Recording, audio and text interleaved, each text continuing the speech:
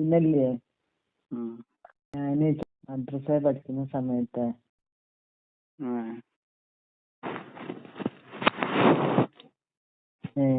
പറ.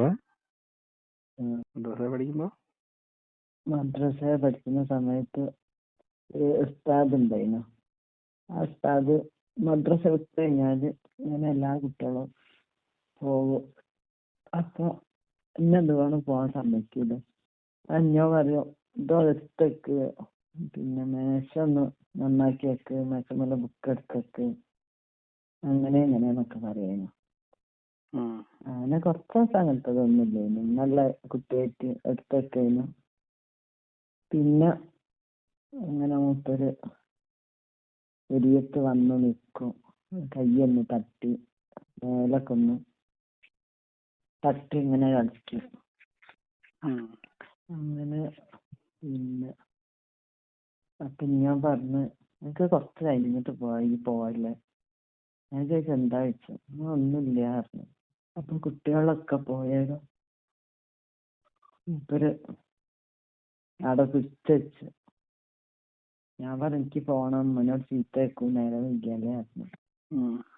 കാരണം ആടൊക്കെ ഇപ്പൊ പോവാറുണ്ട്. അങ്ങനെ പിന്നെ എനിക്കൊരു ഇതായിരുന്നു. അങ്ങനെ ഒറ്റക്കായാല് ഇങ്ങനെ എന്തോ കളിക്കും വിചാരിച്ചിട്ട് പിന്നെ ഞാന് എന്നിട്ടോ അങ്ങനെ ഒരു ദിവസം ഉണ്ടാക്കി. എല്ലാരും ഇറങ്ങുന്നതിന്റെ മുന്നില് ഞാൻ ഇറങ്ങിപ്പോയി. അങ്ങനെ അതിന്റെ ചേർന്ന് പോയത് ഞാൻ പറഞ്ഞു വേറെ കുട്ടികൾ വരുന്നതിന്റെ ഉള്ള ഞാൻ എത്തിയെന്ന് തോന്നുന്നു, എനിക്ക് ഓർമ്മയില്ല. എനിക്ക് എന്താ വേഗം പോയ വെച്ചു. ഞാൻ പറഞ്ഞില്ല, എനിക്ക് ചീത്ത വെക്കും നേരം വയ്യാതെ പറഞ്ഞു. അപ്പൊ പിന്നെ ഇത് വേണം സമ്മതിച്ചില്ല. പിന്നെ ഞാൻ പറഞ്ഞു കൊടുക്കുന്നുണ്ടോ പറഞ്ഞു.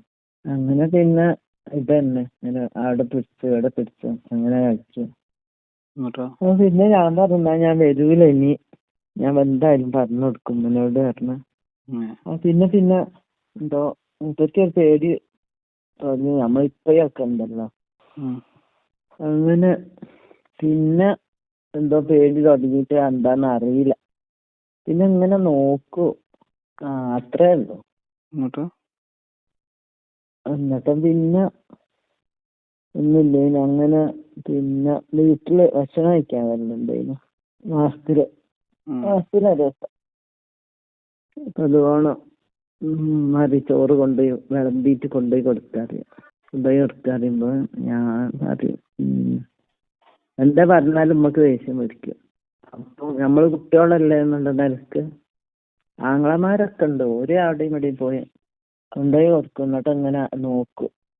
അപ്പൊ ഒരു ദിവസം ഞാൻ കൊണ്ടുപോയിച്ച് കൊലായിലാവില്ല എപ്പോഴും ഒന്നുമില്ല. അങ്ങനെ അവിടുന്ന് ഞാൻ അവിടെ തട്ടിച്ച് പിടിച്ചേക്കാൻ നോക്കി. അപ്പൊ ബാക്കിന്ന് ഉമ്മ ഇങ്ങനെ മെല്ലെ സാധനമായിട്ട് വരുന്നുണ്ട്. നമുക്ക് എന്തോ സംശയം കുടുങ്ങി. പാകിസ്ഥാൻ എന്താക്കിന്ന് വെച്ചു. ഞാൻ പറഞ്ഞു ഞാൻ അവിടെ പിടിച്ചു പറഞ്ഞു. അങ്ങനെ പിന്നെ അതവിടെ ആ ചാപ്റ്റർ അവിടെ കഴിഞ്ഞ്. പിന്നെ ആങ്ങളമാരൊപ്പം പറഞ്ഞേക്കുക ഓല് പോകുമ്പോ പോയാ മതി പറഞ്ഞിട്ട് ഓരോ കൂടെ തന്നെ കൊണ്ട് പറഞ്ഞേക്കും ചെയ്യും. ഓരോ കൂടെ തന്നെ ഇങ്ങോട്ട് പോരാനും പറയും.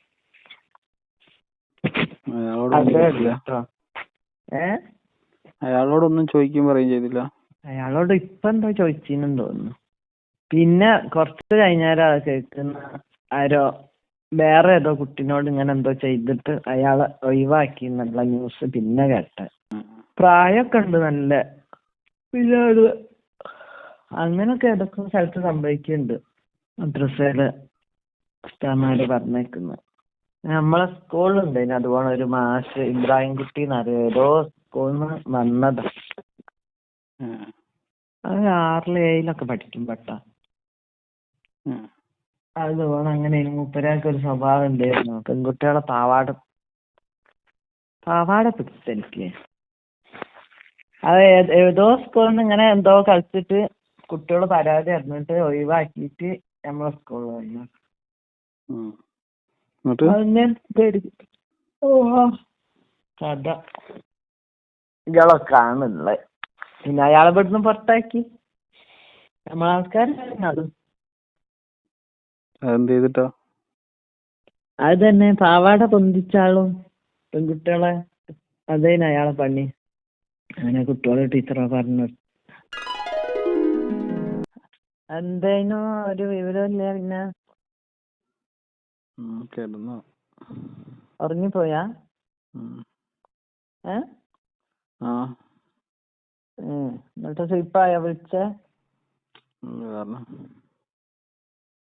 അല്ല വന്നിട്ട് ഞാൻ എത്രയോ വിളിച്ചു അവന് 3 പ്രാവശ്യം. പിന്നെ എനിക്ക് അധികം വിളിക്കാനൊരു പേടി, ഇനി എന്തെങ്കിലും ആരുണ്ടോന്ന് അറിയില്ലല്ലോ.